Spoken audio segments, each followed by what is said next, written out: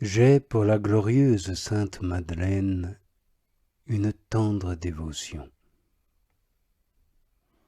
Très souvent, ma pensée s'occupait avec bonheur de sa conversion, surtout lorsque je venais de communier. Alors que le divin Maître était présent en moi, je me tenais à ses pieds, je les arrosais de larmes, qui, ce me semble, ne devaient point lui déplaire. Je ne savais ce que je disais, mais c'était de sa part trop de faveur d'agréer ce tribut de mes larmes, puisque le sentiment qui en était la source devait sitôt s'effacer de mon âme. Alors je me recommandais à cette glorieuse sainte et je la conjurais d'obtenir mon pardon. Jamais, je crois, elle ne se montra aussi propice à ma prière que dans la circonstance dont je parle. Cessant dès lors de me fier à moi-même, je mis en Jésus, notre bon Maître, toute ma confiance. Je lui dis, me semble-t-il, que je ne me lèverais point de là qu'il n'eût favorablement accueilli ma prière. Et je tiens pour certain qu'il l'exauça. Car dès ce jour, je ne cessai plus de faire de rapides progrès.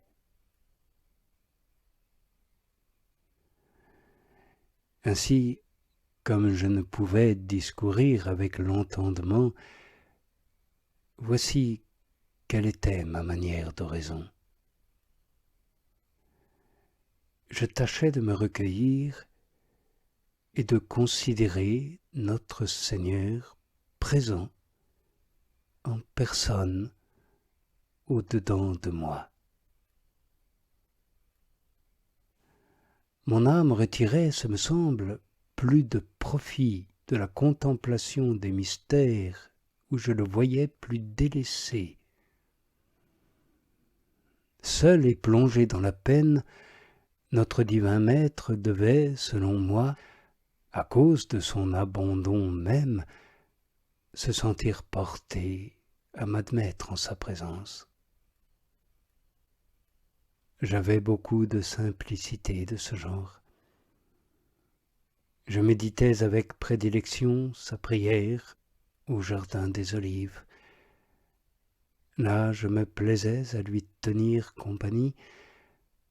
Je considérais la sueur et la tristesse qu'il avait endurées en ce lieu. J'aurais voulu, si j'avais pu, essuyer cette sueur si douloureuse. Mais il m'en souvient, je n'osais jamais le tenter. Je me sentais arrêté par la vue même de mes fautes. Et je restais ainsi avec notre Seigneur autant que mes pensées me le permettaient. Car j'en avais bon nombre d'importunes qui faisaient mon tourment. J'ai aussi pour saint Augustin un très grand amour, de même pour celui qu'on appelle le bon larron, parce qu'ils furent, comme Madeleine, de grands pécheurs. Je puisais en effet une vive consolation auprès des saints que le Seigneur avait appelés des voies du péché. Il me semblait que je devais trouver en eux du secours.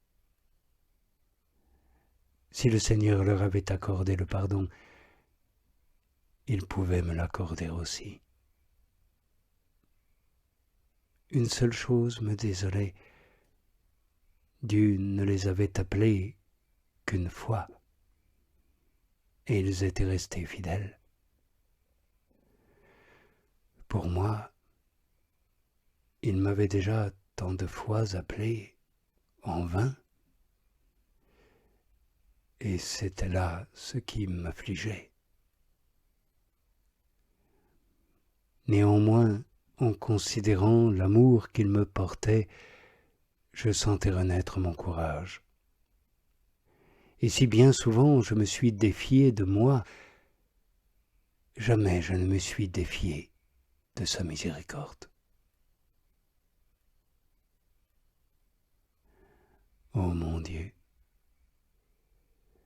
quel effroi me pénètre quand je considère cette dureté de mon âme, malgré tous les secours que le Seigneur lui prodiguait. Je tremble encore en voyant le peu d'empire que j'avais sur moi et les chaînes si fortes qui m'empêchaient de me donner tout à Dieu. Oh, que ne souffre pas une âme qui a perdu cette divine liberté par laquelle elle devait régner en souveraine. Que de tourments elle endure. En vérité, je ne sais comment j'ai pu vivre au sein d'un tel supplice. Louange en soit rendue à Dieu. Il me donna la vie et m'arracha de la profondeur de cette mort. En ce moment, je le crois, il communiqua à mon âme de grandes forces. Il avait entendu mes cris. Il avait été touché de tant de larmes. Je puis dire à présent ce que je sais par expérience. Malgré les erreurs commises, celui qui a commencé à faire oraison ne doit pas y renoncer, quoi qu'il arrive. C'est le seul moyen pour lui de se laisser soigner, de se laisser guérir.